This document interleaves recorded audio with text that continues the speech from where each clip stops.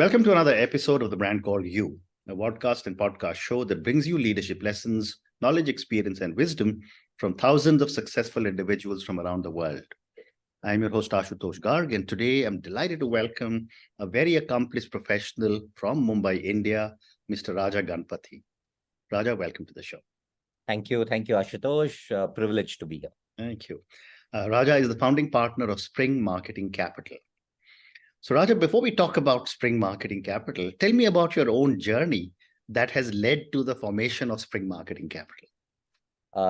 Yeah, Ashutosh. So I've always found this a little strange to narrate because most career arcs, I think, follow some kind of a pattern or some kind of a arc. And mine has actually been very, very disruptive. I began my career with Ogilvy.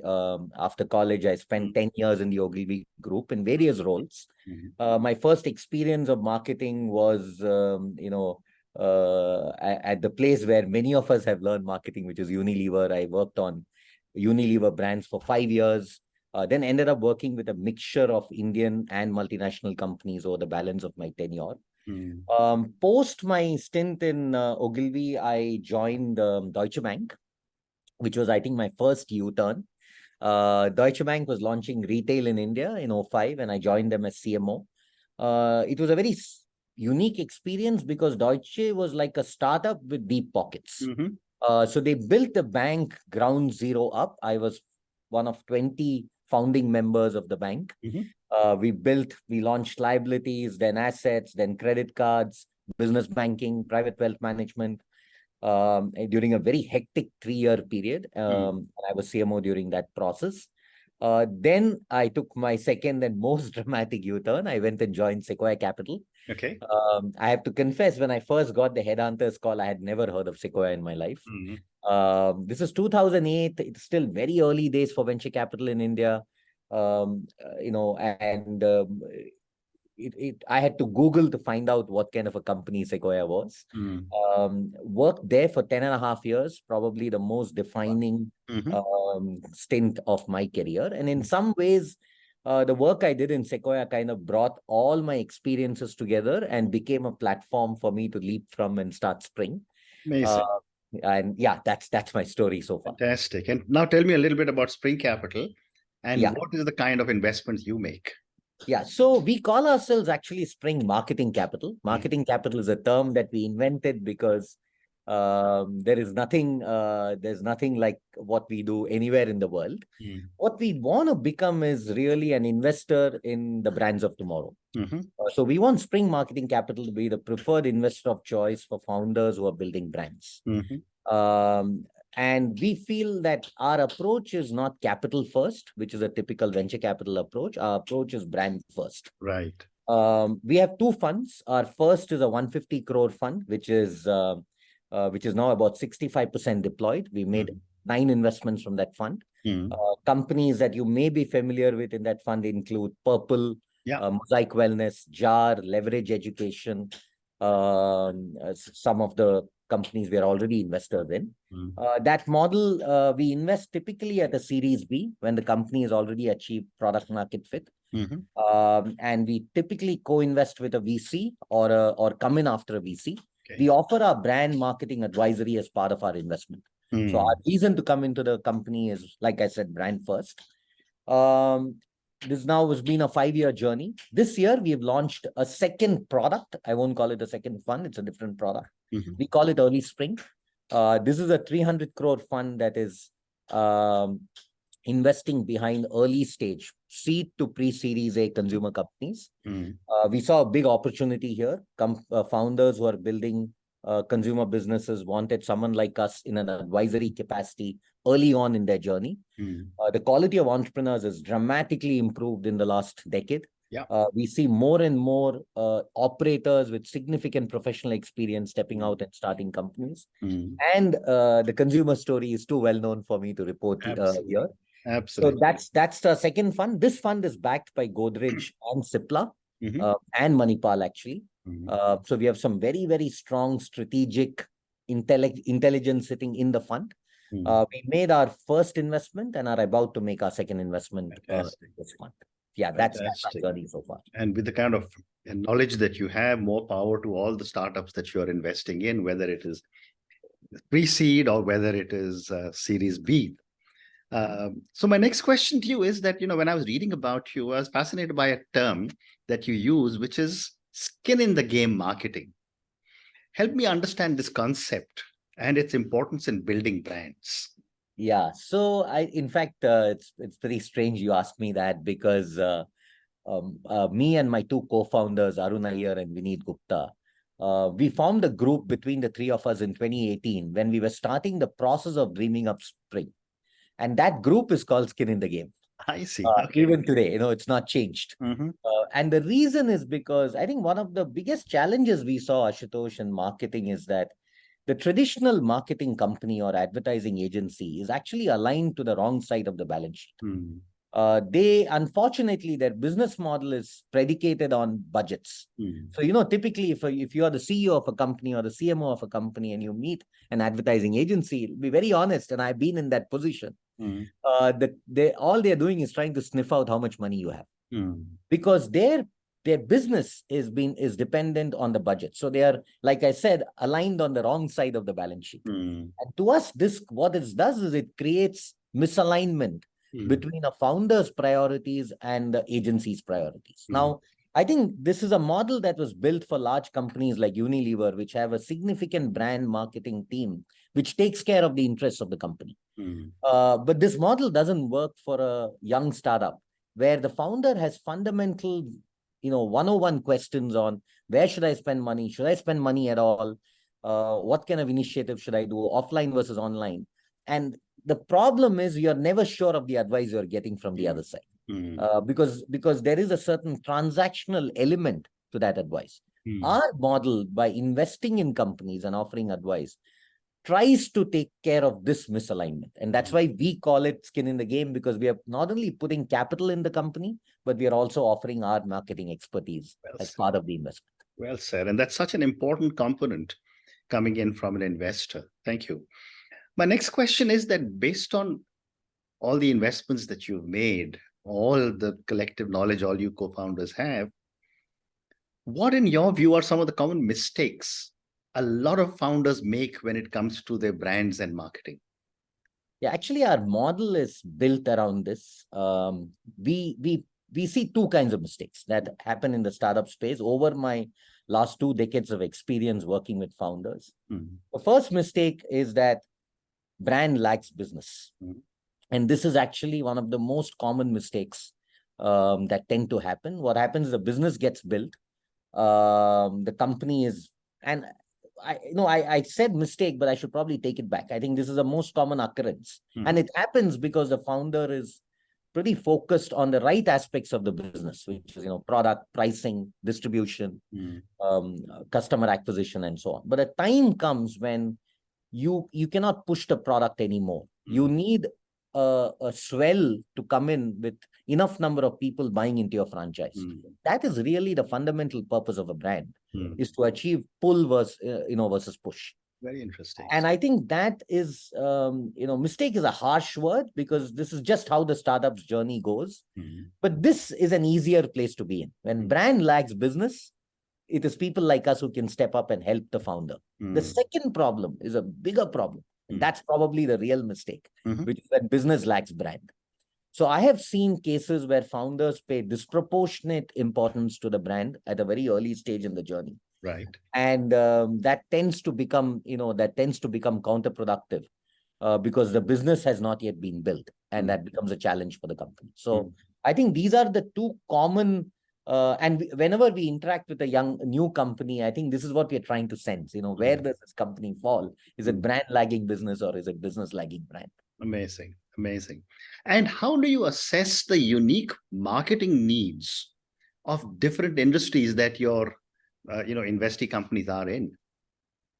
I think the single biggest advantage we have, in my opinion, is our ability to connect the dots. So between, like, for the 3 co-founders, we have 50 plus years of experience. I think I underball that. 60 plus years of experience between the 3 of us. And then we have a team of 30 plus brand professionals who all come from different parts of the marketing spectrum. Our investment model, because it's unique, because it's brand first, Mm. actually, when we start engaging with a company, two parallel tracks start. The investment team starts looking at the company from what I would call a traditional venture capital lens, which is market size. We make expert calls. We try to understand the business. We look for comparables. We look at the unit economics. We look at how customers are reacting to the product. And that's what any VC would do from an investment lens. But we add a brand track to it, where our brand team also gets involved with the founder and the management team to understand, if I may put it loosely, the strength of the product-consumer brand relationship. And I think that adds a layer of understanding on that business to our investment decision, which makes us a little bit unique. We do not invest until the investment and the brand tracks coincide. There have been occasions when the brand team has pushed the investment team back, saying, you may be excited about this business, but the challenge of building a brand in this space is much larger than you think, or there is an inherent problem within this company in terms of brand building. Similarly, the investment team has many times pushed the brand team back, saying, you may be very excited about the potential of building a brand, but there are some fundamental issues in the subcategory that this company is chasing, where a long-term sustainable business cannot be built. And I think balancing these two sides of the equation makes our perspective on the company fully holistic for the kind of investments that we make. Fascinating. And therefore, a follow-up question for you is that what, in your view, are some of the key ingredients for a successful partnership between a founder and a marketing expert from Spring Marketing Capital? I think first is humility on both sides. Whenever I have worked as a consultant from different organizations coming into companies, earlier in advertising, then at Sequoia Capital. And I think the best relations are built on a foundation of humility on both sides. Humility from us to know that founders are, the reason I threw my career and came here to build this is an immense admiration for the way founders look at opportunities. There's something very special about how founders get to build companies. How the way the perspective they have, some of them have complete lack of rear view thinking. That's how they are able to be a lot more fearless and a lot more risk taking. So I think this, not walk in as an expert. In fact, we try not to use the word, because genuinely we are not experts. We just have a bit more experience than the average person on the world of brands and marketing. And all we can do is actually share our learnings and insights. And try and connect the dots. Say, you know what, we've seen this similar situation in a different company 5 years back, and this is how they tackled it. So we are just building a knowledge bank, and we are offering an access to founders towards that knowledge and experience bank. To be very, very honest. And I think there has to be humility on the founders side, because many founders, especially in India, have never built a consumer business before, and they're doing it for the first time. They may be phenomenal operators, they may be super smart at what they do, and each of them has a superpower. Somebody is exceptionally good at supply chain management, warehousing, backend. Somebody is exceptionally good at product. Somebody, obviously they are holistic, but their superpower comes from one of these places. There are cases where we meet a founder and I say, look, you know what, you are capable of doing this on your own. You don't need us. And that happens when the founder is very, very sharp from a brand and marketing perspective. They have the smarts, they have been there, done that before, and they may not need a Spring, and that's perfectly okay. We are not relevant to everybody in this world. And I think that's the one quality that makes for a great relationship overall. Maybe not just between the founder and us, but maybe all kinds of relationships. I think the foundation has to be humility. What a great response. I love your first comment that humility is necessary from both sides, and very powerful observation. Thank you. My next question, Raja, is that how do you approach long-term brand building in an age of rapid digital transformation and short-term attention spans? That's I think the toughest challenge of our days. Right. And I think you and I both will remember this whole thing about, this campaign ran for 10 years. No. And this brand ambassador has been longest serving brand ambassador on this company and so on. You're absolutely right. It's the task for marketers has become way more difficult. But I will also tell you, Ashutosh, that I feel that marketers are a bit of have been lagging behind consumers. Mm. I think the real inspiration we have to take is from consumers. Mm. Consumers have leapfrogged all of us in the way they interact with content, in the way they consume content, in Right. the way they engage with brands. Right. हम थोड़ा पीछे रह गए. We've been a little behind in this process as marketers, Mm. and we are now running to catch up. And I feel that the best thing to do is really learn from consumers. I was at a Snap conference recently, and it was stunning to see the inside bank that a company like Snapchat has on young people. Mm.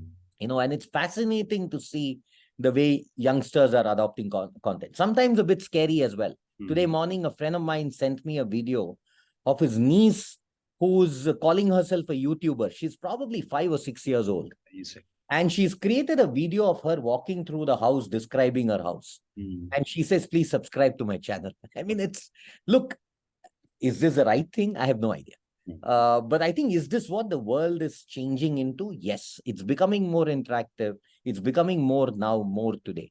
Right. So to answer your question from a Spring perspective, I think one of the biggest things we've kept in mind is never to approach a marketing problem solution first. Correct. But to look at it from a problem first kind of approach. Not that we always succeed, but we try our best. Because when you go solution first, you have this tendency to walk up to the solution which you are very good at.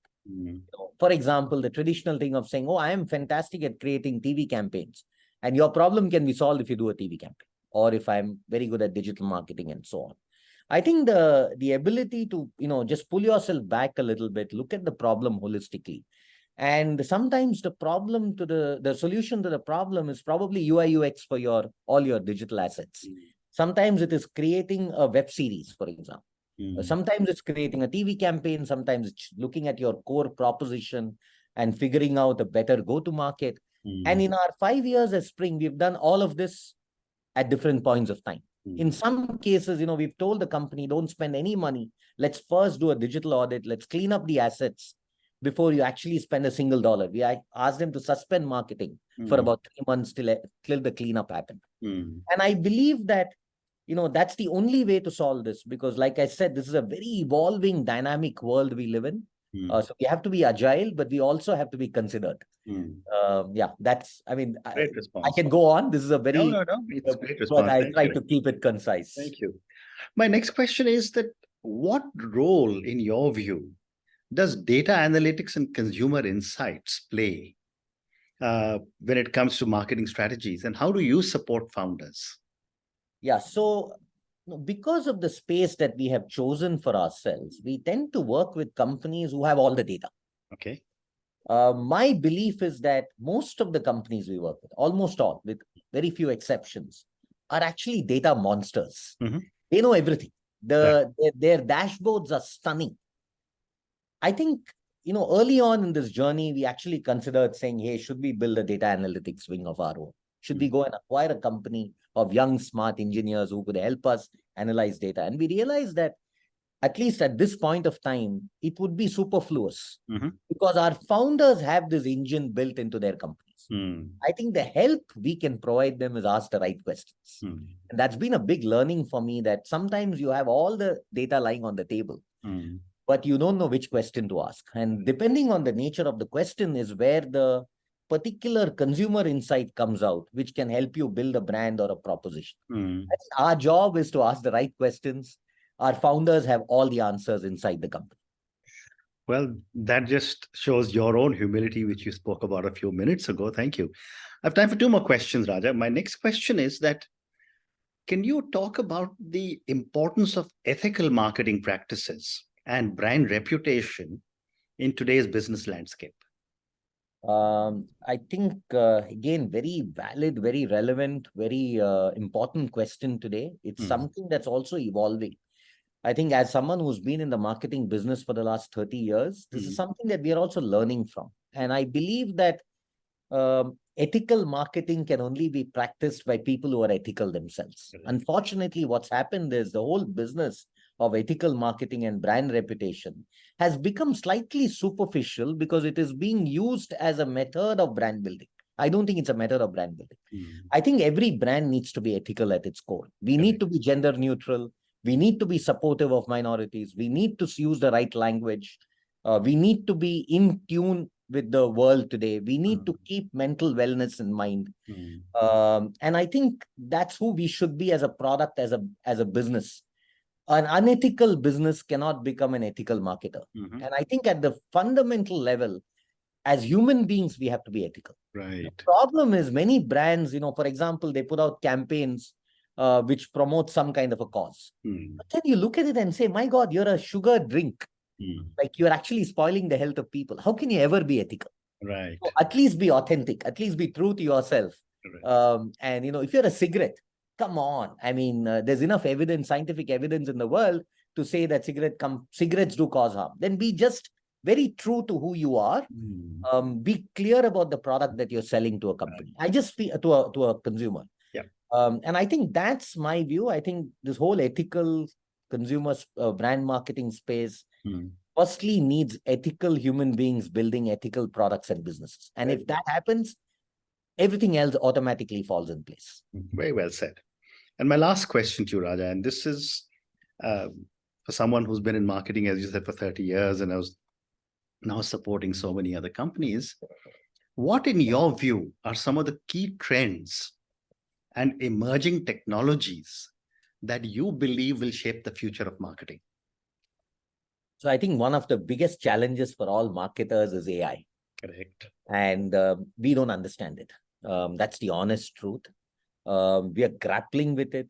I think the uses of ChatGPT that you see being flashed on social media is just very fun, casual gaming type usages. And I think how AI is going to shape, it worries me a lot. I'm pretty scared of it because I don't understand it. I don't yet know. And I think it will only play out in the coming years. It's inevitable. It's a part of our world. Every company is actually using AI in some form or the other. But as we move into a more open AI type world, I think understanding how this technology is going to be playing a role is something we'll have to wait and watch. I somehow feel just as what happened with development of social media platforms, I think consumers will again show us the way. I think consumers, the way they interact with brands is going to fundamentally change once all these new machine learning tools kick in. And I think we can only learn from there. We can see how consumers view this new world and how they interact with it and make sure that we shape our brands accordingly. But it does worry me a little bit because it's too early in the day and we still don't know enough. Very well said.